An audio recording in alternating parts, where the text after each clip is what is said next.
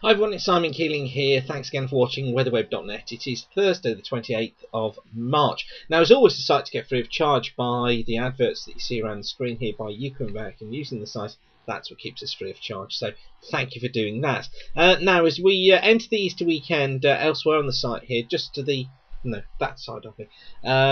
If you look under the Weather School channel, there's an Easter weekend forecast. So we've got full details there for the Easter weekend. Slightly more technical in this forecast, which is the look ahead for the next few days. And we kick off first of all with the prediction of temperature from the GFS ENS. So that's the ensemble model, taking us forward to the 13th of April, and you can see here these incredibly flat temperatures. Look, they only rise very slightly as we go through April, so the GFS ensemble certainly trying to keep us in cold conditions.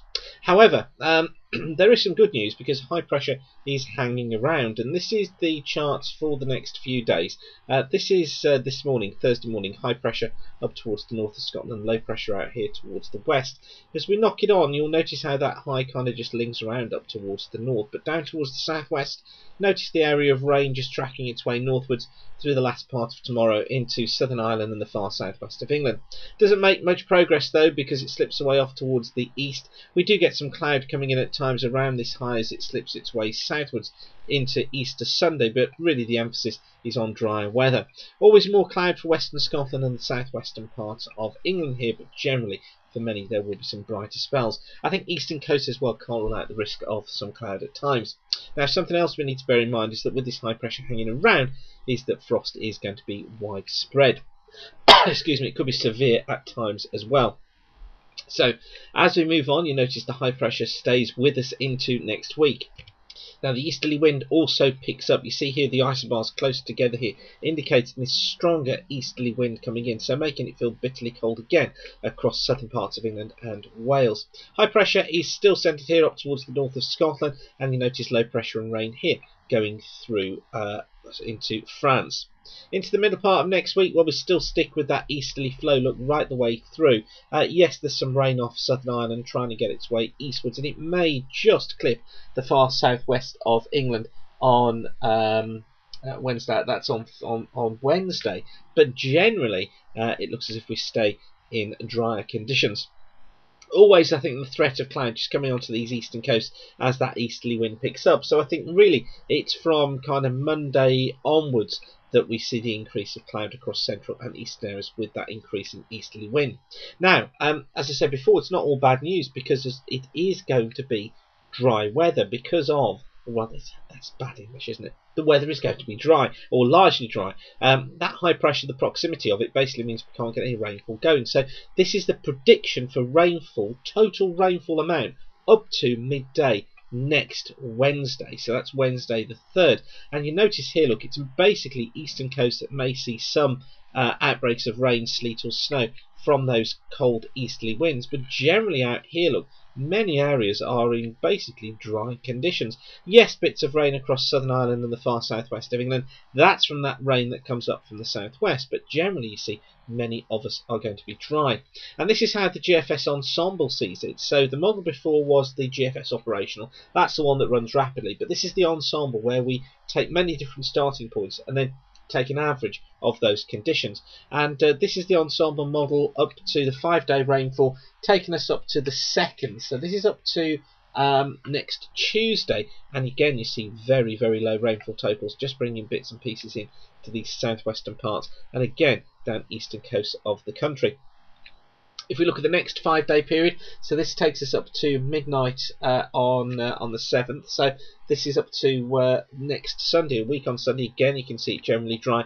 It does hint that there could be a little bit of rain across these southern counties should we find low pressure moving in closer to us. But generally, I think what to take from this is not to be too literal with it, but just to see that the rainfall amounts are really low.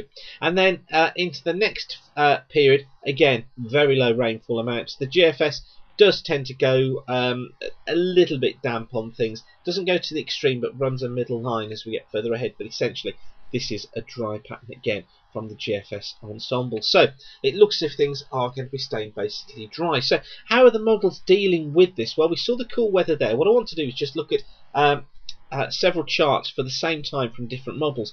This is from the ECMWF operational. Now these are all valid for midnight on the 7th of April. So that's midnight on Sunday the 7th of April. This is the ECMWF.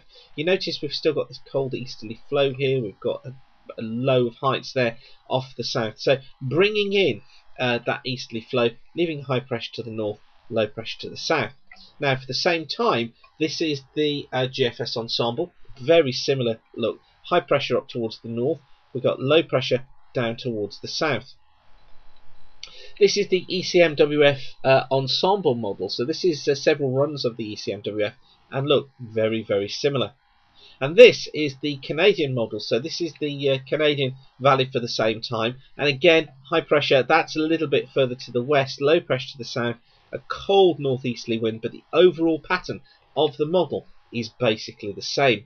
And what's interesting is they're trying to get this high going again out towards the west.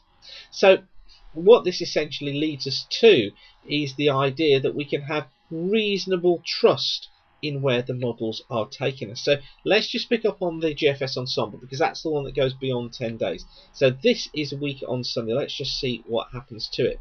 So what we're going to see is the easterly flow. That's Monday, week on Tuesday, week on Wednesday. Still got this easterly flow in here. Look, got the ridge here at upper levels. High pressure still sent to the north, so we're still dominated by drier weather.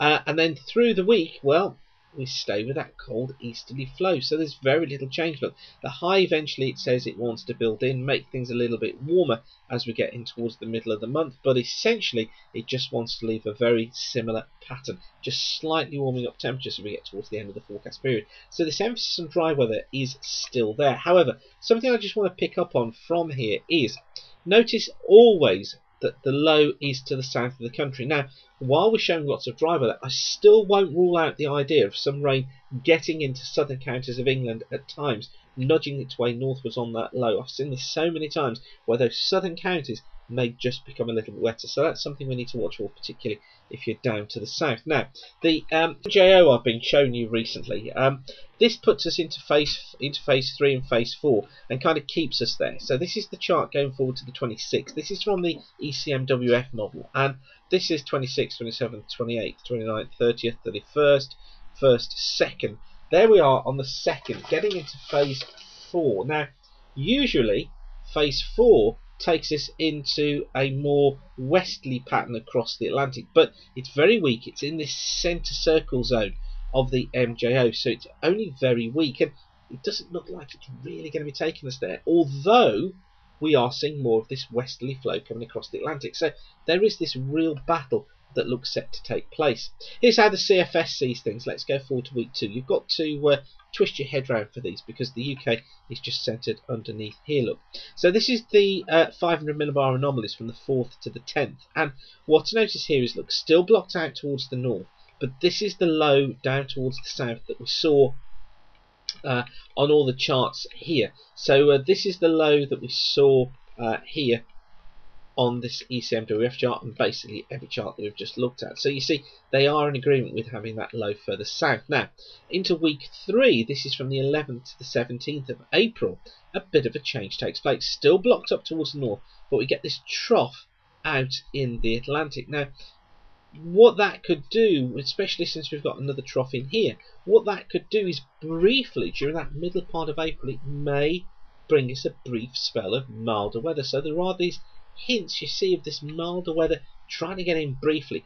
However, what the CFS then wants to do is to build the block back, allow high pressure to sink south, and allow the easterly flow to get in. And that's the week of the 18th to the 24th. Now, what's interesting about this is that by then we're starting to see things getting warmer across the continent. If there's been some sunshine there, then we should find things picking up. So if we do get a warm week the week before, or a warmer week the week before, and then the high slips south, we still stay with the sunshine, we still potentially stay with these warmer conditions.